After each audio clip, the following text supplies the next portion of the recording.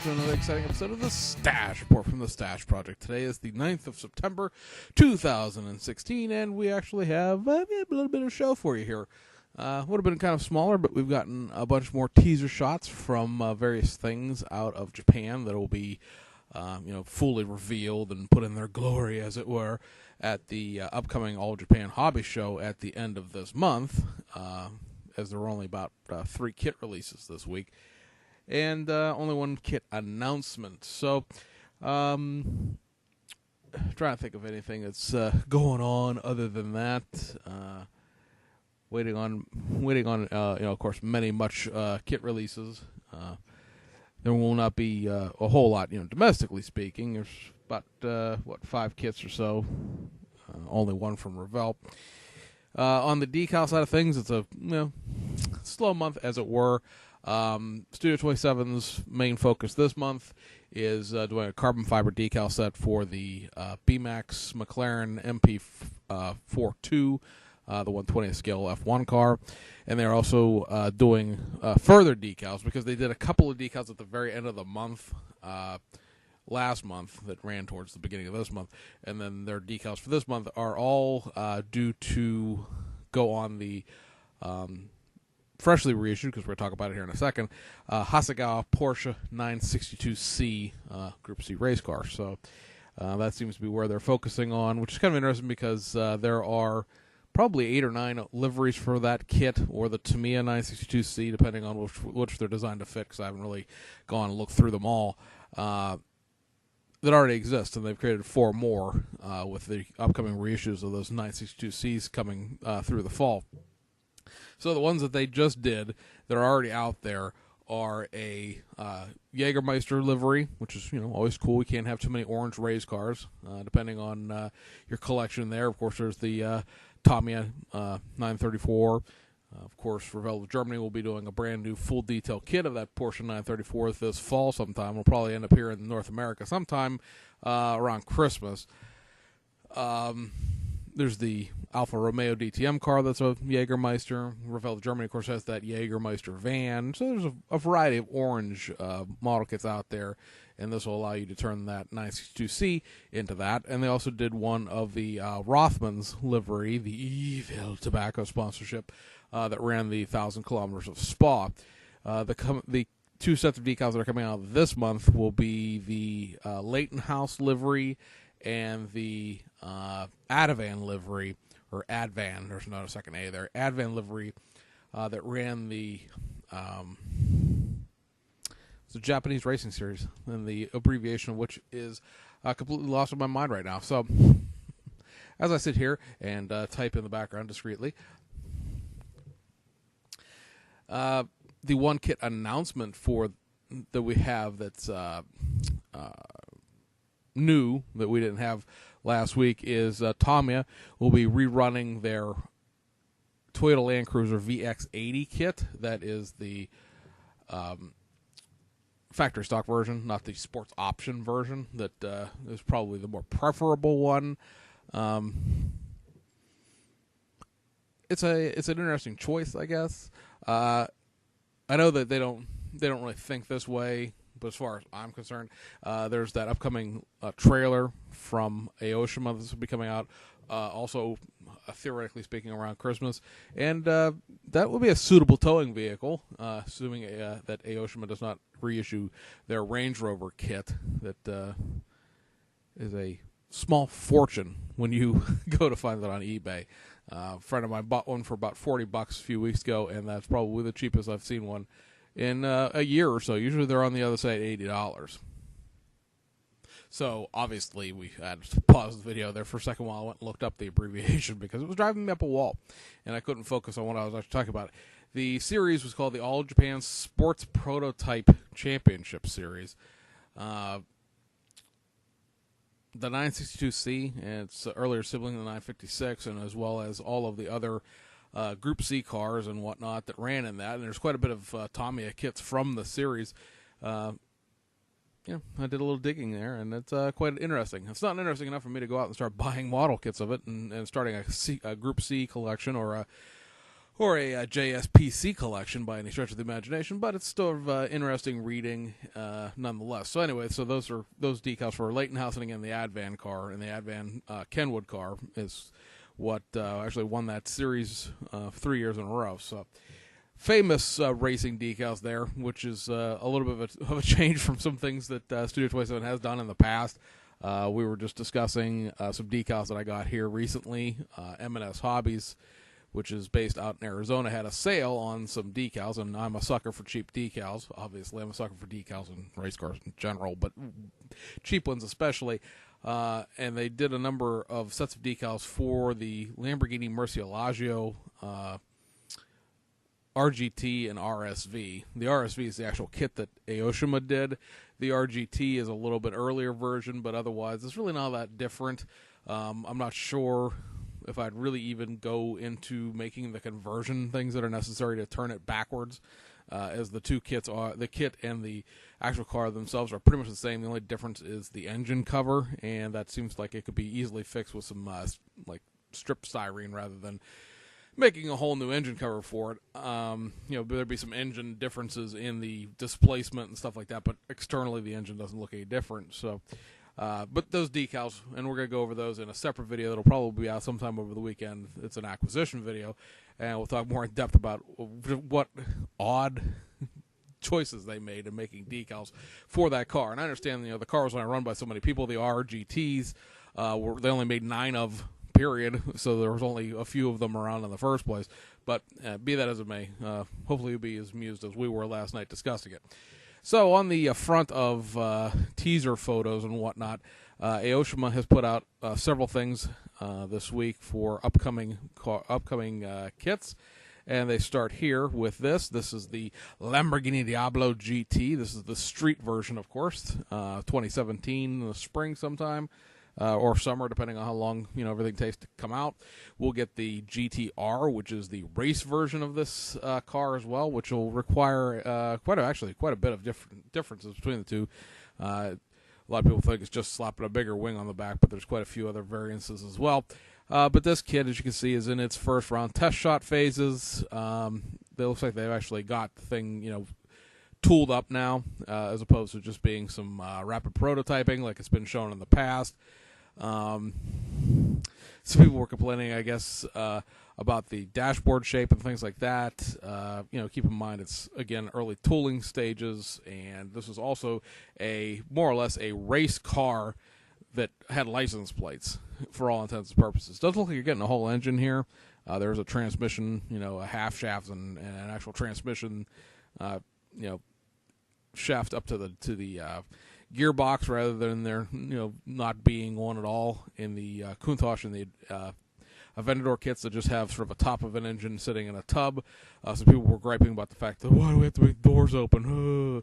Yeah, all right, I can sort of see that. But the Countach doors, from everything I've ever seen about them, as I've not actually got that far with any of the ones that I have, they all seem to fit well. So maybe there's hope that this will work out well, or at least better than some of the Aventador doors.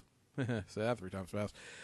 Did. Also, they showed this week some test shots of the Brian James A4 transport trailer. This, of course, is the new car trailer that they're going to be making, and obviously with the assistance of Brian James, which is a UK-based trailer manufacturer. You notice here that this trailer doesn't have axles per se.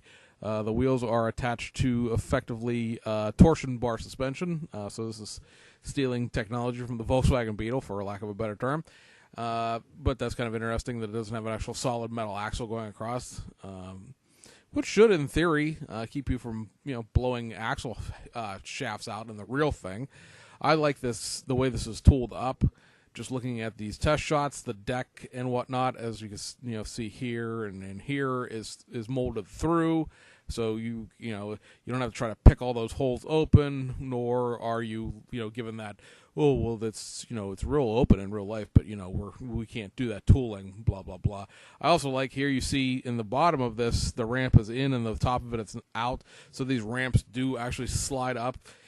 below the deck and above the frame like they do in the real thing, so that's nice. If you're doing some posing photography with this, so you're like, oh, I'm driving my scale car up onto my trailer, and then I've got my scale car on my trailer.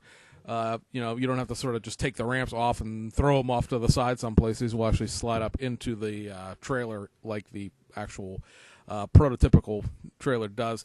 This big tubular thing up front here is a tire rack. Obviously, it's up to you if you're going to put tires in it or not. Be interested to see if they're going to have some sort of prototypical functioning of the dolly wheel that's there to basically let you move the trailer around with it out hooked to a vehicle. Push it around by the tongue of the trailer hitch, basically. I do like that there's also these little, although they look incredibly fragile, but they have actually these little wheel stops here so that you can probably put them in wherever you need to. At least a couple of different slots there. Look, there's about 4. There's 3 holes right directly behind this wheel stop on the near side to the photo here, and then there's one a little bit further back there, so you could put a smaller vehicle on there and have it be centered properly for weight, the way you would if you're towing it for real. I do have to say, on behalf of the professional drivers of the world, and while I don't necessarily consider myself to be a professional driver because that just sounds pompous, I have been, of course, driving tractor trailers for my entire adult life. On the behalf of all of us who do this for a living, we would really, really appreciate you hook this trailer to something appropriate in your scale world. That means that, a RAV4 or a CRV or a Nissan Sunny or either of the lowrider Oshima pickup trucks, the Hilux or the 720, slambered with stupid camber, and, because there's no axle on this, you cambering the trailer and then putting some big heavy car on the back of it like a Sylvia or something like that and being like, yo, slamber drift team, dog. Stop. Before the kid even comes out, stop. Because I know some of you have ridiculous things already built, and you're just waiting for something to put the car on and tow the car with. No. There are probably about a dozen or so vehicles that this thing would be appropriately towed by, and we would appreciate you all, make your own variation of something realistic. Of course, this doesn't apply to most people on YouTube. It doesn't apply to the vast majority of people out there, but there are several groups out there that I know right now are just itching for a trailer to stick a over-fendered, and I mean puttied over-fendered Civic onto and tow it with a CRV that's got broken axle shaft camber. That's not to say that I don't have rocket bunnies and I don't like that whole sort of genre and look, but you can't tow something with demon camber. It won't work. You'll bottom the scale suspension out on every scale pothole. There are literally a dozen I can think of, without even trying, vehicles that you could pull this trailer with a reasonably substantial car on the back of, realistically. You want a list? You want a list? Okay. You've got the Snapfast Plus Dodge Ram 2500 and the Dodge Ram 3500 dually. You have the Snapfast Plus Chevy Silverado dually. Please don't try to tow this thing with a quarter-ton pickup truck. It wouldn't work in real life. You have the Mang F350. You have the Monogram F250 and F350, the 1991s. The dually was just reissued this year, so don't tell me you can't find one. If you had a light car, something like a small Honda, small Toyota, and here I'm thinking like an N360, an S800, a Beat, a Suzuki Cappuccino, maybe a Mini Cooper, things like that. You could possibly tow it with a Nissan Pathfinder or the smaller Mitsubishi Montero, the two-door version, or the Toyota Hilux Surf, the SR5 4Runner here in the United States. But, on a full-term basis, you need like an F350 or the Tamiya Grand Cherokee or the Tamiya Land Cruiser or the Tamiya Mitsubishi Montero. Oshima also did a full-size Montero. There's some, let's see, what else? I'm trying to think of something other than that had popped in my head earlier when we were discussing this the other day. And now I cannot, for the life of me, think what it is. Well, it's irrelevant, but you get the idea. Please tow this with something responsible. Thank you. Anyway, all jokes aside, the other thing we have from test shots this week is the BMAX AE92 Toyota Corolla 11 race car. This is a Group A race car. It would be a late 80s race car, early 90s. This did a lot of competition with the EF3 Civic. A lot of people were very, very excited to have this car because the AE92 and the EF3 went head-to-head in a lot of racing series. The Gia Race of Macau. They also did the Japanese endurance touring car, whatever that series is called. I can't think of it. The Intertech series. They also, competed there. It looks like a very basic kit. You're getting like basically 2 big runners and a couple of 3 small runners. It's very Tamiya in that parts breakdown. You get a lot of the more basic Tamiya kits. This is what you're getting there. 2 big runners and several small runners. Yes, those wheels are correct, where they're 5-spoke and 4-spoke. The front wheel drive car, so that the front wheels have a heavier duty wheel, and then the back ones are more lightweight. At least here, this is something a small break for BMAX, because a lot of people have been taking to BMAX's Facebook page and various other places, whining and complaining and generally making fools of themselves about the fact that the engine, the hoods are off several of the upcoming kits, but there are no engines in them.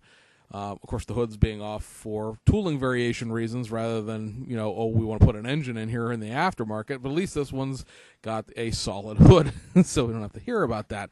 That won't keep people from complaining that it should have just been a, have an engine and whatnot anyway, but at least it'll keep people from being, it's open. I'm assuming the small little parts runner here behind the trunk of the body will be the chrome part, because that has the headlight and the taillight reflectors on it. Other than that, I believe that'll probably be it for any chrome plating, unless they satin plate the wheels. But I do not believe that they would be doing that, because in real life those would be painted wheels, similar to the way that the EF3 Civics are. So here's a little photo of what it all looks sort of quasi built up. Got a nice little roll cage, nice gutted, stripped sheet metal interior there. Looks good, and again, it seems to be fairly basic, so it's not a not going to take you 6 months to build the car like it would trying to build, a series of FXXKs. Here's a little bit of the completed model on a side and 3/4 front, and here's 3/4 front and 3/4 rear from the other end. So all in all, that's exciting to see it being that far along. BMAX has gotten a ration of shit, and perhaps some of it deserve it about how long it's taken to get some kits to market. But seeing that one that far ahead, makes me feel good, just because they're starting to get into that little weird area where the number of announced projects and the number of releases are totally imbalanced right now, and things look like they could be backing up. And you don't want to see that, because you have the M3, you have this Civic, and then they announced that Group B Audi rally car, but there's also still that Brabham F1 car that's in that mix as well. So we've got 4 projects going. One of them is not like the other as far as the market it's aimed at. I don't know how many 124 scale Group A race car guys are going to be buying a 120th scale F1 car, but it's just we need to start getting. They need to, I should say, start getting the releases out before they do any more announcements, or they'll be like 5 announcements behind at this point. So I love having this information. I love knowing what's coming next. That's always fun to know what to look forward to. But Mobius is a classic example of knowing what you could look forward to and then having it take forever to actually get it. So hopefully some stuff will start rolling out here. Kit releases. Like I said, we have 3 kit releases. 2 of them are Hasegawa reissues. This is the XJ8 Sprint type version of the Jaguar. There are no showing logos for it, but rest assured, in the actual decals that are included in this kit, and that also goes for the Le Mans version that they reissued earlier this year, there are silk cut logos in there. So if you are interested in the full tobacco livery for this, you do not have to go out and buy a separate set of decals. They are in there, which is kind of interesting. They aren't advertising it on the box, but the kit does come with it. Be interested to see if more manufacturers go that route when they're faced with a tobacco livery. just, put the decals in it and just don't mention it. The modelers will be pleasantly surprised unless they happen to not watch the stash report or they don't pay attention to kit releases, and then they just see, decal announcement, hey, we're going to do option livery for the Jaguar XJ8 Sprint type, which will be the silk cut logos, and they buy it, and then realize they don't need it. The other release this week from Hasegawa is one of the 962Cs that we were just talking about, this Group C race car, the Omron sponsorship. I think I have not actually looked at the decals in depth on this because these actually all three of these kits came out a day while I was out on business, so I just grabbed the box art for them. But I believe you got to paint the two-tone here. I don't think there's a giant field of blue decals. I believe you just get the wording, and you're going to have to do your blue or white two-tone, but it doesn't look like it's a particular difficult two-tone. At least it seems to, it splits top to bottom rather than being, multi-paneled, something, and crazy tricolor or something like that. I know a lot of people would still rather not paint the two-tone, and I would be one of those people. I'm lazy too, but it's at least a fairly simple-looking two-tone. And then the big kit announcement this week, because it is brand new tooling, and it effectively gets a kit out to open the floodgates for the kits that will come behind it. This is the BMAX Nissan 240RS rally car for the 83 New Zealand Rally. This car finished second in the 83 New Zealand Rally and represents the best finish that any 240RS Group B rally car ever achieved. This is the pinnacle of their racing career. I understand there's a Rothmans liveried version of this, so I assume that at some point in the future we will see further decals for it, perhaps. I don't know if it'll be a Shunko or if it'll be Taboo or it'll be Studio 27 or some combination of the three. It's a interesting kit. It's sort of simple, much like that Corolla we just showed you. You do really in this kit get all of the decals. However, you do not have to paint anything other than white. There are a giant sheet of decals for all of the red and the blue, which sounds like a good plan, and hope that they fit not only in the general shape and contours, but there's a lot of angles going on here. So microset's going to be your best friend, so to speak. But this is brand new tooling. It doesn't share any tooling with any other kit from any other manufacturer, any other vintage. It is curbside, like all the BMAX kits are, and it's a cool car. I kind of wanted to, in the back of my mind, do this as the 240RS homogenization. They made like 50 some odd of them for road use, because that was just the rules of rally racing at the time. However, irony, this kit is set up for left-hand drive. The cars that were done in homogenization were done as JDM cars, only in Japan, and they're all right-hand drive. So in what is the opposite of the normal thwarting you would get with a Japanese kit, being that the dashboard's on the wrong side, to build a non-race version of this, which really be very, very easy. Pretty much you need to take the roll cage out of it, and that's it. It was really, really close to the rally spec, the actual car. There's a great article on Speed Hunters about that if you're interested, and go Google that and look at it. But the dashboard in this kit is on the wrong side if you wanted to do that. Also, with that, like all BMAX kits as of late, there is this detail upset for it, so you're getting some photo etch here, a few extra decals like seatbelt decals and stuff like that, and then you get a whole big square mile of seatbelt material as well. So that is sold separately from the actual kit itself. It's from, I think it's like $10 or $12. So it's up to you whether or not you feel that that's worth it for a couple of brake faces and some vents and stuff like that. But that's what's out this week. Like I said, we have nothing. Well, those three kits are technically September issues. The Nissan's obviously several months late at this point, but the two Hasegawa kits were September reissues. But overall, the majority of everything is still here. So, what next week will be like will be interesting, because the nominally third week of September, the week of the 19th, I guess, technically speaking. Let me pull a calendar up here real quick. Yeah, the week of the 19th. Monday the 19th, as well as I believe it's the 21st or the 22nd, are national holidays in Japan. So that will be a short work week for those guys over there. There's only going to be like a 3-day work week, and it all depends on who works what weekends. So we may see a slamming, as it were, of Japanese kits in the next week. Try to get them out before the holidays hit, and that way, if you purchase something, you have it shipped before the holidays hit.